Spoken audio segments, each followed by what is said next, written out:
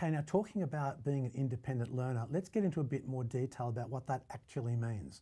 There are two things I want to discuss right now. It's about time management and the way you manage basically your own time in this situation being a university student, and the whole idea of being motivated and making sure that your motivation levels are what they need to be.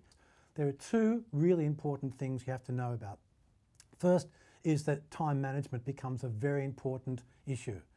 Your time has always been managed by someone else. The teachers in your school, the timetables that you're always given, what your parents told you that you had to do. Your time has often not been your own and you get told what to do. This is going to be very different when you come to university.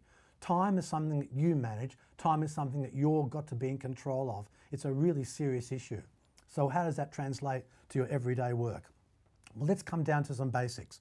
If you're a full-time student, you're basically going to be doing 4 units. Most students do 4 units per semester. Basically what that means is that that's worth 12.5 credit points in the university administration system, but what that means for you is that they're expecting you to do 12.5 hours of work for each unit that you're studying. Now, if you take away an hour for a lecture, an hour and a half for a tute, 2 hours for a lab, let's make it 4 hours that you're actually in classes, which is what you have to be in. That leaves about 8 to 9 hours, depending on the unit, to basically study by yourself in the library at home, talking to students, being in study groups, asking questions. What they're basically saying you have to do at university is to understand that you've got to basically, to get good marks, to do 12.5 hours roughly per unit per week. Now that's a big ask, because when you're doing 4 units, if my mathematics is correct, we're talking about 50 hours. That's 12.5 multiplied by 4. That's full-time. That's a full-time job. That's full-time work. And a lot of you are going to have to understand that that's a really, really important thing to do. Now, what I'm saying is because 50 hours a week over 12 weeks is a big ask, especially for a majority of students, a huge majority of students throughout Australia now, who have a job. Of course, a lot of students have to work. And what we say is that you have to be sensible to manage your time here. Because if you're doing 4 units and you work, let's say, over 20 hours a week at some job, your studies are invariably going to suffer. You're not going to be able to spend that quality time with your work and get the good results. You may get through and you may get passes, but that's not good enough in a sense anymore. You've got to get, if you like, the best possible marks you can possibly get.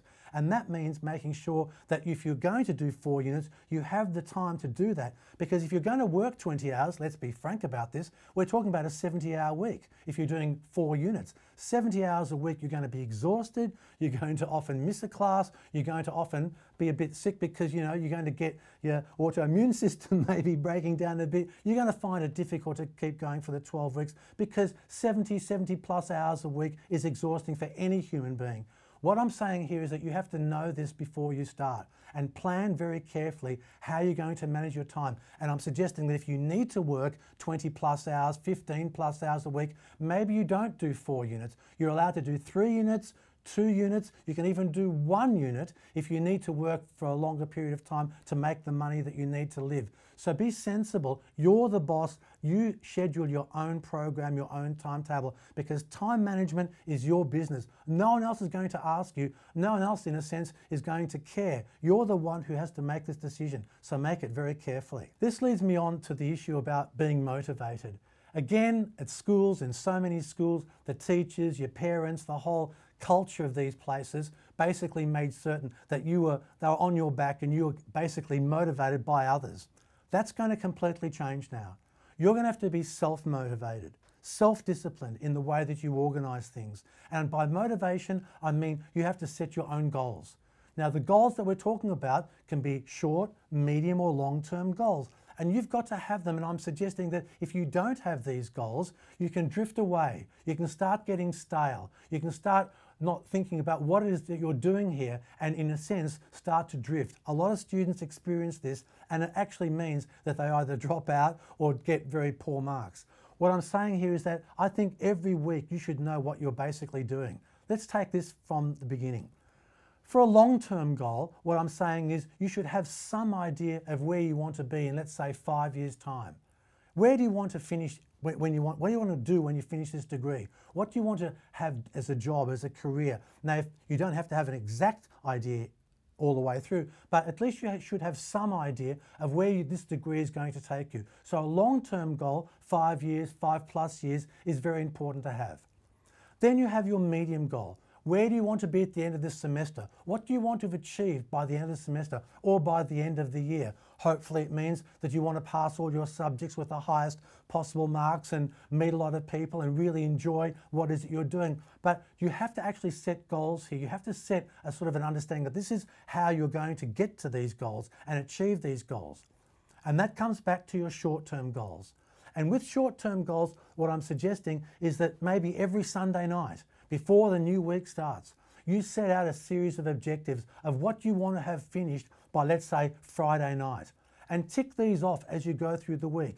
That by Friday, you want to have read a certain number of articles, summarised a few chapters, done an introduction of that essay, started this lab report, prepared for that exam, whatever it is. You know what's coming, and on your diary, you are in charge of what you do. No one is going to push you, and you have to do this yourself. The motivation and the idea of keeping in touch with what goes on day in and day out is about you. So you have to set your own goals. And I'm saying that the short-term goals, perhaps the most important in your first semester here at university, are so incredibly important. You set your own goals, you keep in touch of your own motivation on all levels. And with your time management, you basically work out how to be an independent learner.